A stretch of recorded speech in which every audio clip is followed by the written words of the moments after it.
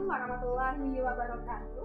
Selamat datang di SMK Muhammadiyah 1 Yogyakarta tahun ajaran 2020-2021. Oke, perkenalkan, nama saya Bu Nurul, kemudian rekan saya Bu Rahma. Oke, di sini kita mau ngapain Bu Rahma? Menjelaskan KI dan KD semester 1 di kelas 10. Yang pertama kali ada KI-nya Bu Nurul. Apa itu KI di kelas 10? Oke, KI kelas 10 yang pertama itu ada memahami, kemudian menerapkan, dan yang terakhir menganalisis pembelajaran selama nanti kita di semester 1. Iya, tentunya pada bidang kajian bahasa Indonesia. Nah, lalu kalau sudah mengerti KI-nya, langsung masuk ke KD-nya. KD yang pertama ada apa saja Bu Nurul? KD yang pertama itu ada teks LHO.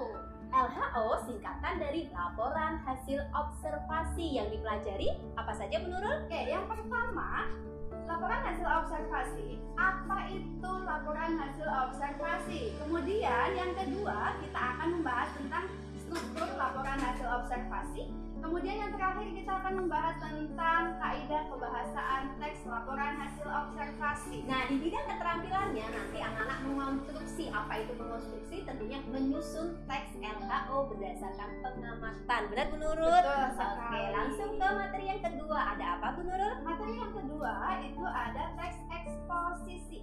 Oke, yang dipelajari dari teks eksposisi apa saja biar anak-anak tahu? Oke, sama seperti di teks LHO. Yang pertama itu ada apa itu teks eksposisi, kemudian yang kedua struktur, yang ketiga itu ada kaidah kebahasaan. Oke, hampir sama ya poin-poinnya. Sama. Kenapa itu sama Bu Nurul? Nanti anak-anak jenuh. Oke, supaya tidak jenuh seperti apa? Bagaimana itu nanti kita akan membandingkan apa sih bedanya itu teks laporan hasil observasi dan teks eksposisi. Tujuannya memang seperti itu ya, biar anak bisa membandingkan ya. Oke, yang ketiga apa Bu Oke, Nurul? yang ketiga itu ada teks anekdot.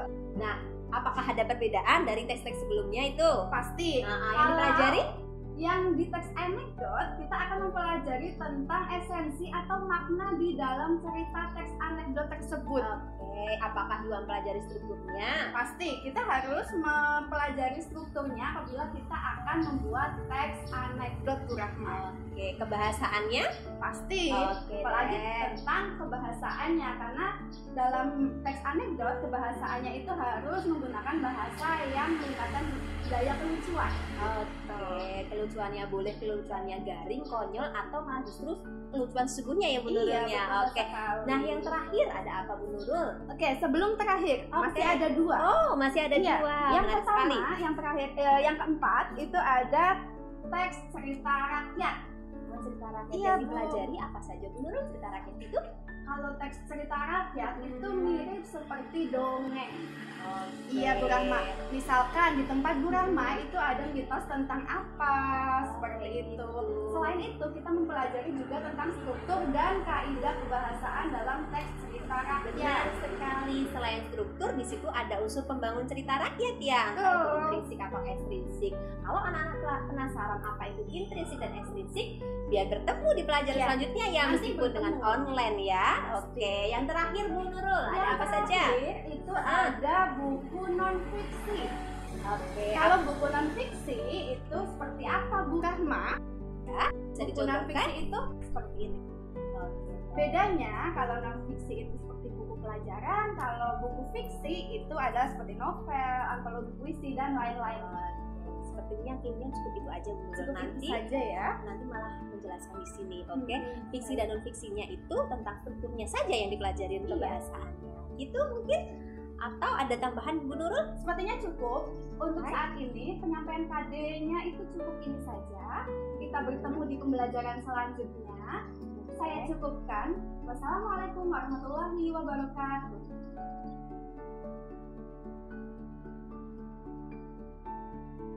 Kontra belajar bahasa Indonesia kelas 10, kelas 11 dan kelas 12.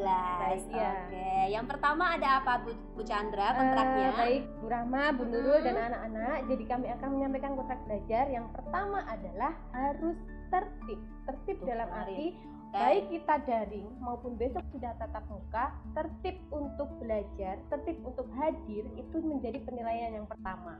Oke, sementara yang kedua, selain tadi tertib hadir, Ya. baik daring maupun besok ketika tatap muka, yang kedua apa Bu Nurul? Oke, yang kedua harus disiplin. Disiplin dalam apa? Yang pertama disiplin dalam waktu pengumpulan tugas, kemudian ketika mengikuti pembelajaran Betul. itu harus tepat waktu. Ya. Oke, sementara yang ketiga, selain menghadiri, disiplin waktu dalam mengerjakan, yang ketiga anak-anak harus mengerjakan loh, ya kan? Tidak hanya sekedar mengikuti atau menghadiri daring ataupun tatap muka.